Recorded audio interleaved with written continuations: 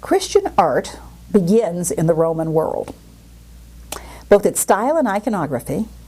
And for those of you who don't remember from survey class, the word iconography means the subject matter, and it includes any story or symbolism. So both the style and iconography of Christian art develop out of late Roman art.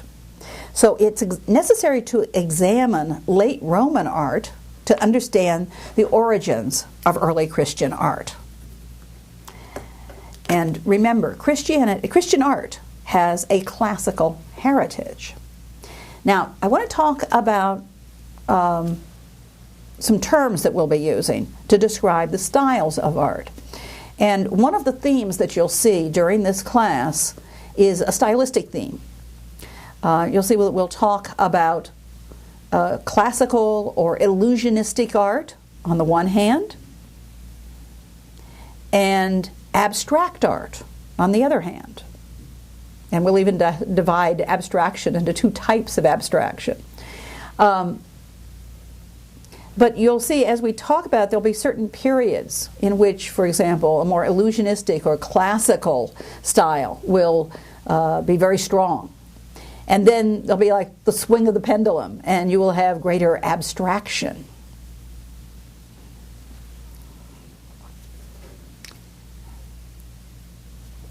Classical, the word classical means pertaining to ancient Greece and Rome.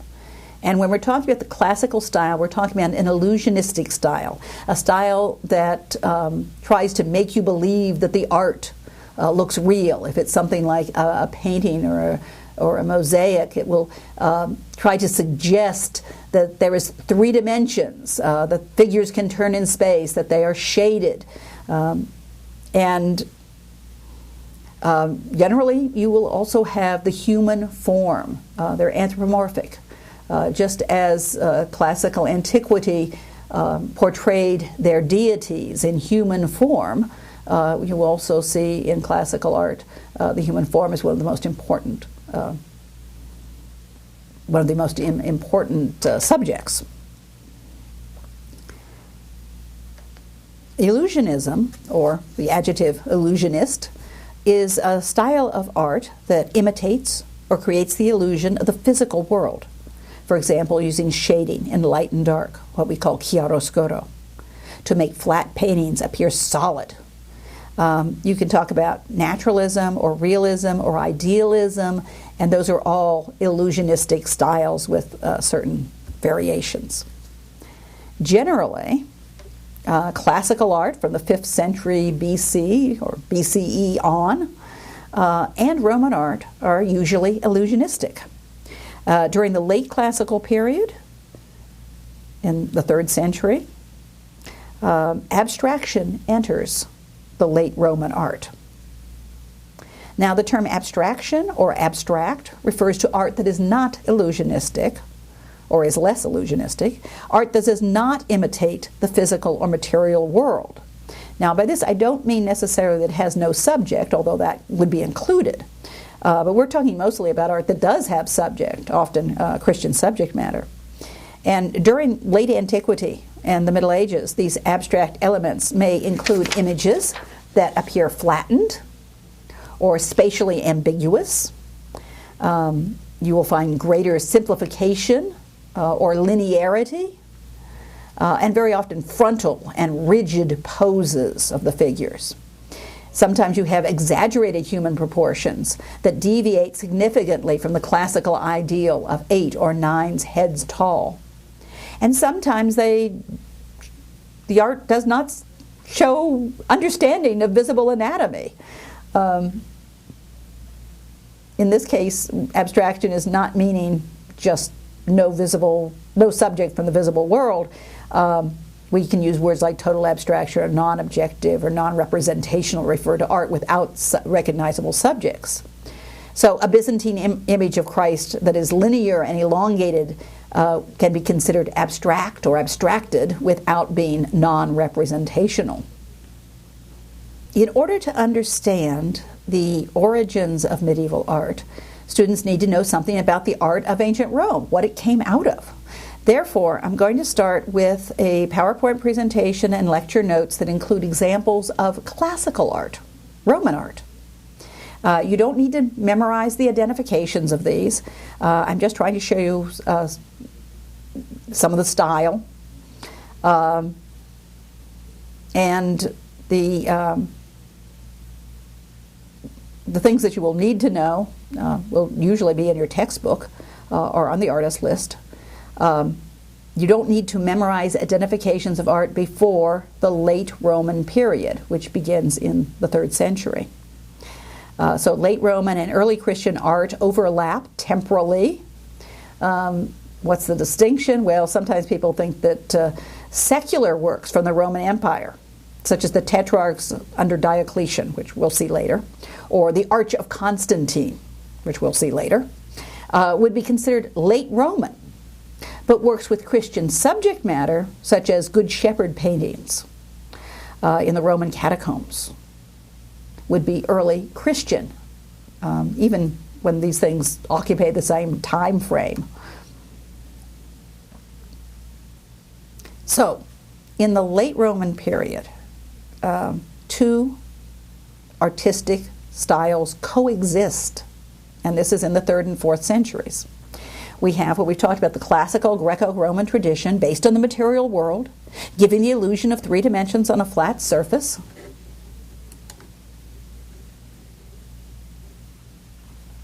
And here you have an illusionistic landscape to look at. I talk about this. Usually they're anthropomorphic. Usually they either have humans or, in this case, human points of view. They're illusionistic. They try to fool you into believing that the image is real, the illusion of reality, that it's really the material world. Sometimes they're naturalistic, and they look very, very much like the visible world, even with its flaws. Other times it's idealistic, and it looks like the visible world, but perfected. Human proportions, for example, follow the classical ideal of 9 or 8 heads tall. We will also be seeing some abstract art from the late Roman period, in which you'll see distortion, stylization, exaggeration, or simplification of the visible form. The space may be flat or ambiguous. Shapes may be more geometric.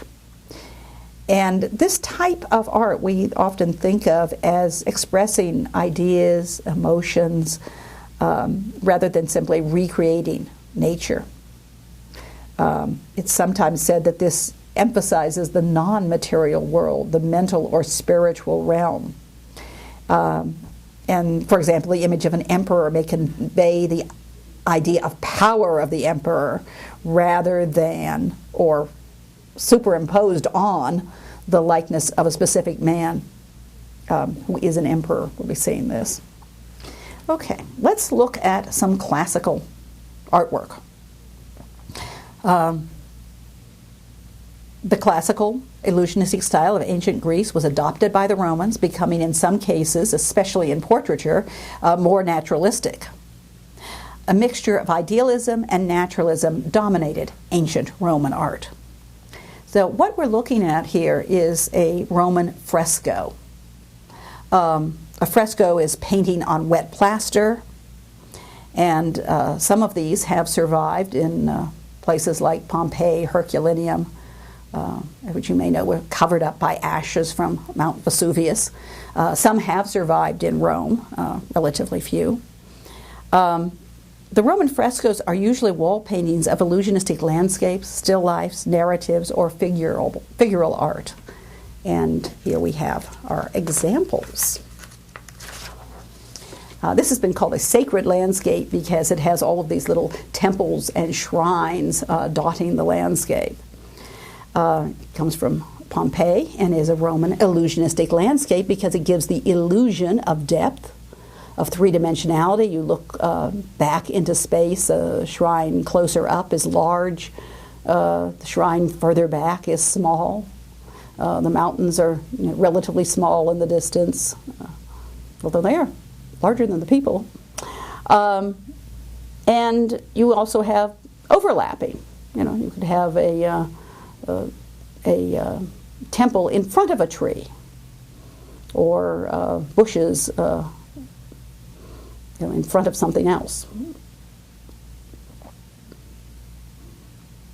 And one of the interesting things about this is that you do see similar renditions in a more linear form of the temples, the trees, illusionistic leaves, and even those forms of those kind of squiggly mountains.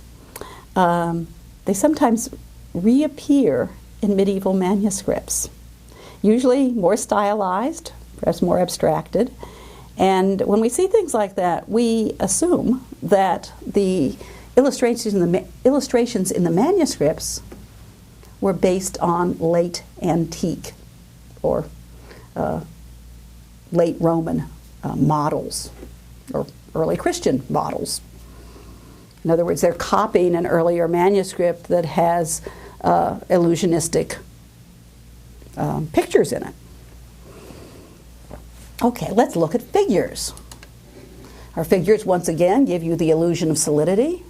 Oftentimes you will find in classical art nudity or draperies that wrap the body. And so I picked a figure that has both. We also have this word chiaroscuro, which means modeling in light and dark. And you can see on the figure that you have a dark area, a shadow, and that's a medium area. And you also have highlights that make the figure seem to be rounded. You also have in the drapery folds, dark folds, dark shadows, and a lighter area on the highlights. We later see something very much like that, only, once again, a little bit more stylized in artwork. I'm thinking of some Byzantine manuscripts, actually. And here you're seeing another example, which is a Roman frieze with all of these figures.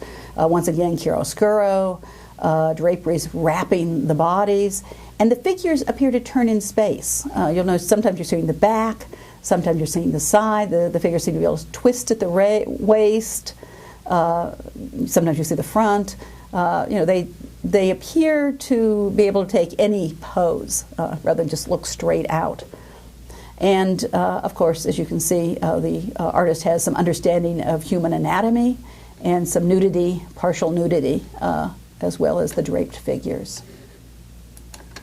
Now, you also see some of this in sculpture. We're looking at a work called the PACIS, or the Altar of Peace, that dates from 13 to 9 B.C.E. This is during the period when Caesar Augustus ruled.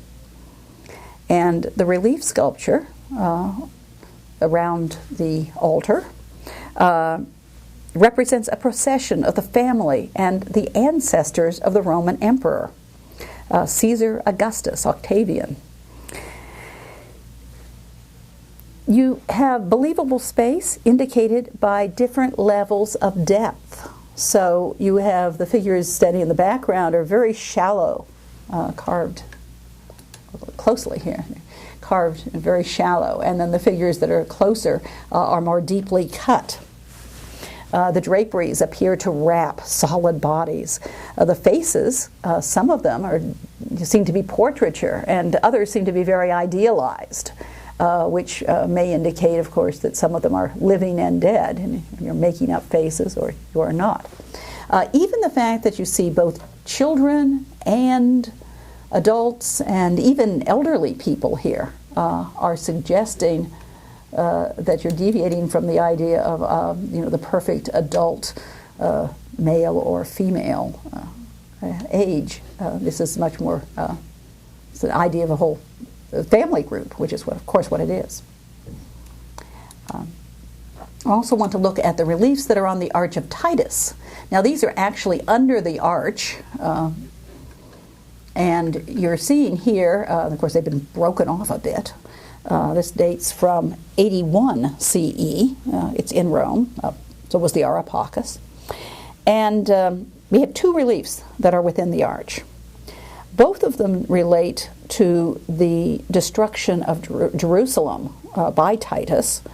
And although many of us would not feel that is something worth celebrating, The Romans did. They'd put down those pesky Jews forever and ever, they thought. Of course, that was the beginning of the diaspora. Jerusalem was destroyed in 70 CE. And so we're seeing here the triumph of Titus, celebrating this victory as the triumphal arch celebrates the victory. And you'll notice that even though we have, parts that are broken off, which presumably were very high relief, you can see that the figures that are, so if I hear these horses, for example, that are in higher relief are closer to us, and then they become shallower and shallower as they go back in space. And you also see the spoils of the Temple of Jerusalem, that during the Roman triumph, the parade celebrating the destruction of Jerusalem, they brought back the, as you can see, the menorah and other implements from the temple and paraded these as the spoils. I also want to point out the arch here. They're walking through an arch, and the figures are turning. They're going through the arch, and the arch is just turned slightly. It's it gives us that feeling that they can walk through that arch. Okay, so there's classical illusionism. However, in the 3rd century, we start to see what has been called late Roman abstraction. And there's been a number of reasons why. One of the ideas is that this is the influence from the Eastern Roman Empire, where there are more, they say, Oriental or more abstract style. In the 3rd century, abstract tendencies enter Roman art, existing side by side with the illusionistic, naturalistic, classical style. Now, it has been suggested that this abstraction of spiritualization, this abstraction or spiritualization, was the result of Christian concerns. The idea was that because it didn't reflect the material world as well, it must reflect an other world. And sometimes this does seem to work with Christian art. But one of the other things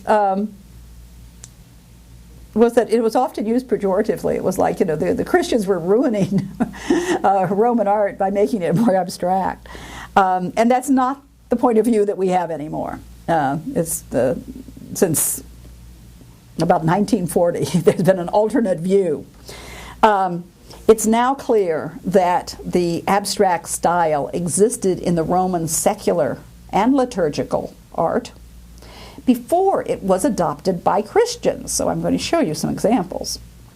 And Ernst Kitzinger, that's Kitzinger, who wrote a book called Early Medieval Art, it was published in 1940 and has been republished many times since. He wrote, "Classical art became medieval before it became Christian. The new creed is not a primary cause of the change. The art which the Christians took over from their pagan contemporaries was already on its way towards the Middle Ages," in other words, toward a more abstract style. And here's some examples. We're looking at what we call the Ludovisi battle sarcophagus. And as you can see, these figures just are just completely crowded together. It's really hard to sort out space with it. They seem to rise up, and the proportions are very odd. You have small people in the front and big people in the middle. And there's just no space. Space almost seems to be negated. It seems to be an overall surface filled with writhing figures. And the action sometimes is pretty unclear. You can sort it out if you concentrate on individual groups of figures, but it's just looking at it just looks like it's very confusing. Figure sizes and proportions are compressed. Particularly, look at the commander, the general, the person who's in the upper middle. And he's supposed to be seated on a horse. I'm not quite sure. It looks like his waist is at the top of the horse.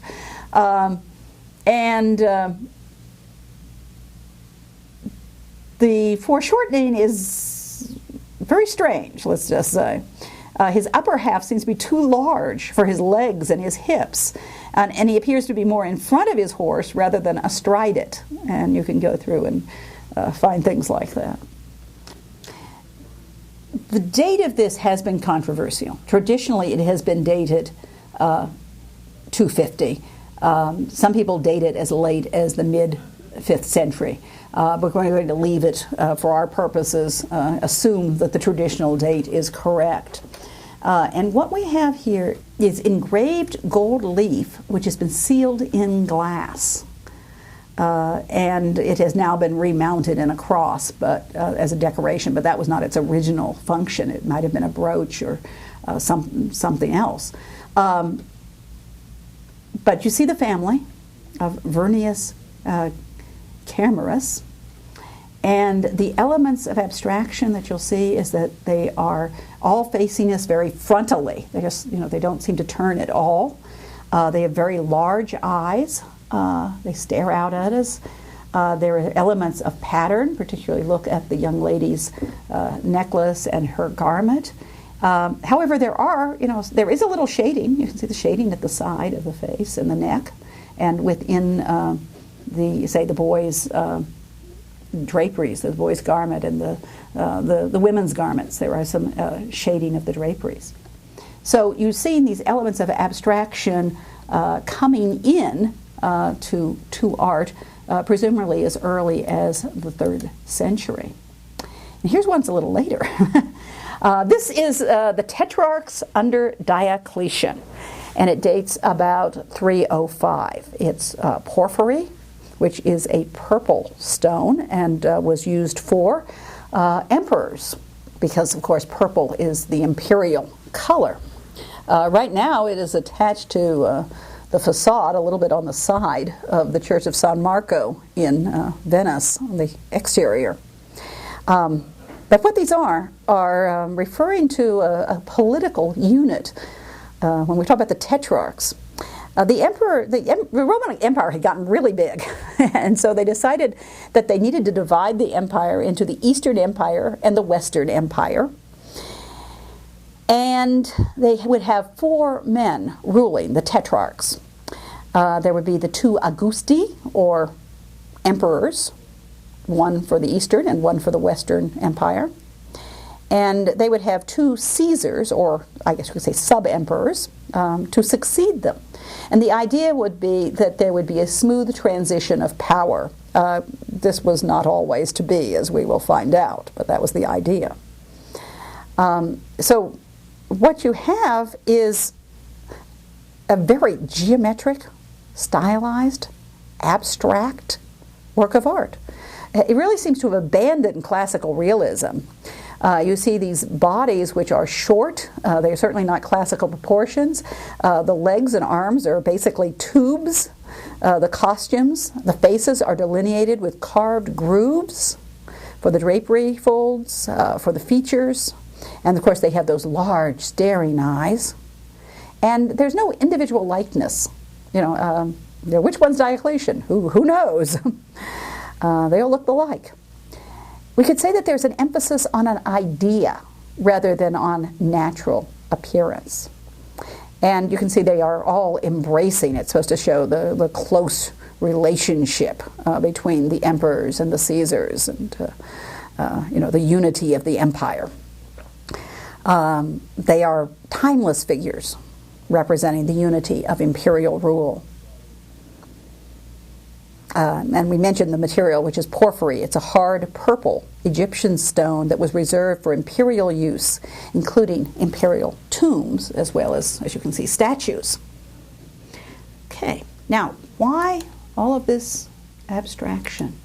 Well, one of the things we want to point out with this new abstraction that's coming into art, in this case, no one can really blame the Christians. They can't say it's just because of Christianity, because remember, these are the Tetrarchs under Diocletian, the emperor who persecuted the Christians for 2 years. So, why? what are some of the theories and the interpretations of why this abstraction entered late Roman art? Now, one of the older ideas was that the Renaissance had a concept that classical idealism was good art and medieval abstract was a decline. Those of you who know Vasari's Lives of the Artist, published first in 1550 and the second edition in 1568, are very aware of this concept. And that idea continued into the classical revival of the late 18th and 19th century, and into the birth of cultural history with Jacob Burckhardt, who lived in the 19th century, 1818 to 97. In two of his books, The Age of Constantine from 1852 and The Civilization of the Renaissance, 1867. In Burckhardt's idea, and others, you've heard of Gibson's The Fall of the Roman Empire, the fall of Rome as a civilization was seen as a decline. Late Roman and medieval abstract was interpreted as a failure of creativity and style. However, this view fails to credit the skill of such work as the portrait of the Kermes family, and implies that abstraction is a negative quality, a theory that's hard to maintain with 20th century appreciation of the abstract for his own and earlier times. Actually, if we had all of the art that was ever created, naturalism would be more unusual in art production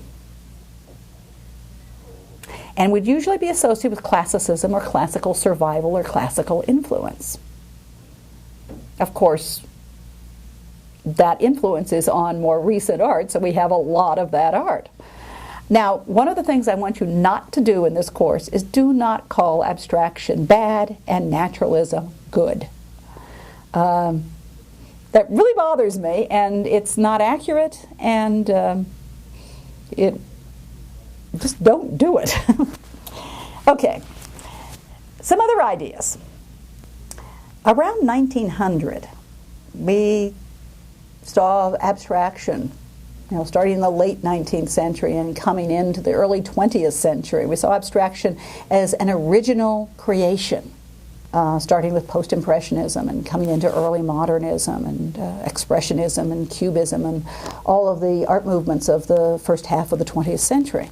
At that time, abstract styles were recognized for their own values and interpreted as less materialistic. And you may remember that Kandinsky considered totally abstract art as spiritual because it did not relate to the material world.